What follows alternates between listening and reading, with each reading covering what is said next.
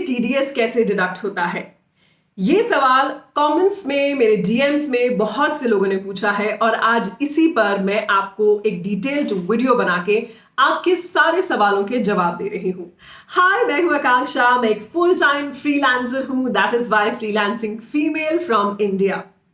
देखिए, पहले तो मैं एक बात को क्लियर कर देती हूं कि मैं इनकम टैक्स, अकाउंट्स या फिर सीए से रिलेटेड मैंने कोई पढ़ाई नहीं की है। मैं एक ऑडियो वीडियो आर्टिस्ट हूं और एक फुल टाइम फ्रीलांसर भी हूं। लेकिन जब मैंने 2 साल में अपने फ्रीलांसिंग की शुरुआत की तो मैंने रियलाइज किया कि जितने भी इनकम टैक्स, पेमेंट और रूल्स एंड रेगुलेशंस हैं, इसके बारे में बहुत कम जानकारी इंटरनेट पे अवेलेबल है, या फिर जितने सीएज हैं उनको भी इसकी बहुत कम जानकारी है। तो इसीलिए मेरे इस चैनल पर आप एज अ फ्रीलांसर कैसे ग्रो कर सकते हैं एंड स्पेशली इनकम टैक्स और पेमेंट से जुड़े हुए आपके जितने भी सवाल हैं उनके जवाब देने की मैं सबसे ज्यादा कोशिश करती हूं।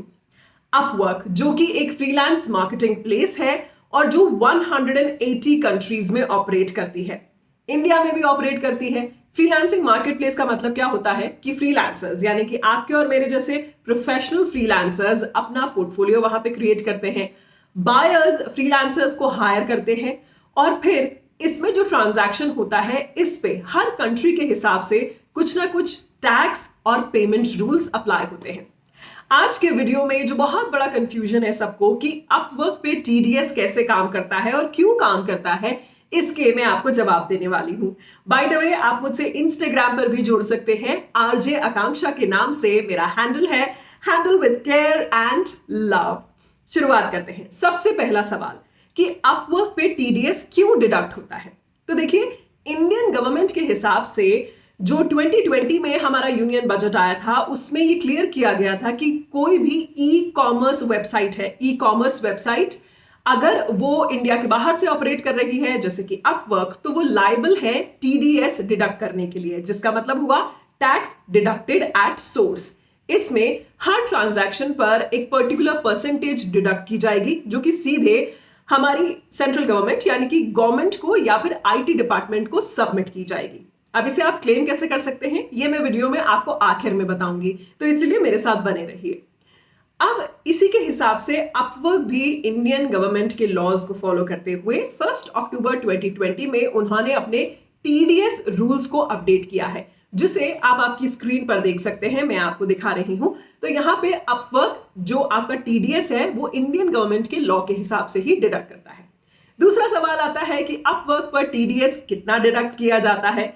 तो चलिए इसका जवाब देती हूं 2 तरीकों से। सबसे पहले, आपके जो भी ट्रांजैक्शन है उस पर अपवर्क 1% टीडीएस डिडक्ट करता है।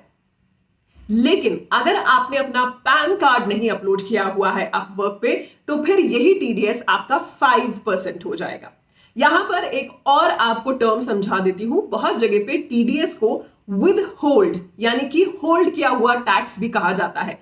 That means with holding tax भी इसे कहा जाता है।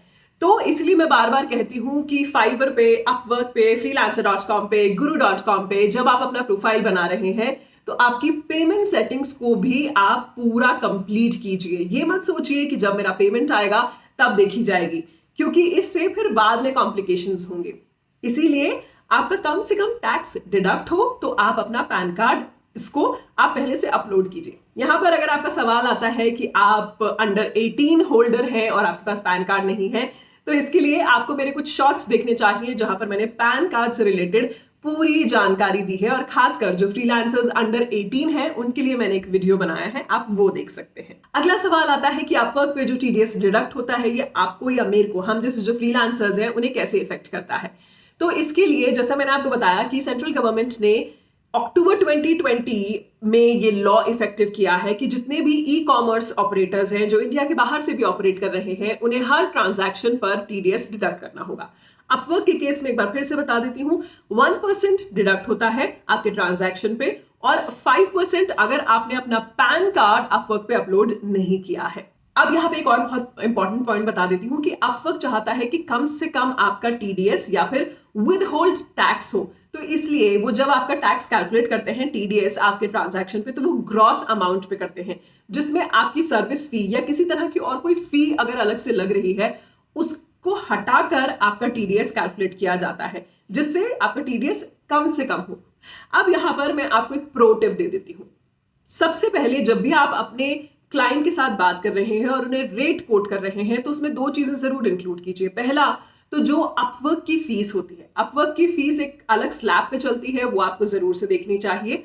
वो अपवर्क की फीस उसमें ऐड कीजिए। और दूसरी चीज आपका टीडीएस जो डिडक्ट हो रहा है, अगर आपको ऐसा लगता है कि वो आपको इसमें ऐड करना चाहिए, उसके बाद अपना टोटल बजट क्लाइंट को दीजिए। या फिर आप क्लाइंट से डिस्कस कर सकते हैं कि देखिए मेरी एक्चुअल सर्विस फी तो ये है, लेकिन इसमें क्योंकि अपवर्क के थ्रू हम काम कर रहे हैं और अपवर्क की ये फीस लगती है, तो ये मैं ऐड करके आपको दे रहा हूं या दे रही हूं। अगर आप इसे बेयर कर सकते हैं 50-50% तो फिर बहुत अच्छा होगा। बहुत से क्लाइंट इसके लिए अग्री कर जाते हैं, बट प्रोवाइडेड कि आपका काम, आपकी डिलीवरी बिल्कुल उसी तरह की हो। एक और वीडियो बनाऊंगी जिसमें मैं आपको बताऊंगी कि फाइवर पे टैक्स, रूल्स और टीडीएस कैसे डिडक्ट होता है, तो आपको फाइवर की भी पूरी जानकारी मिल जाएगी। आई होप मेरे वीडियोस आपके काम के होंगे, और अगर हैं तो प्लीज इन्हें लाइक जरूर कीजिएगा और मेरे चैनल को सब्सक्राइब करना बिल्कुल मत भूलिएगा। Thank you so much for watching.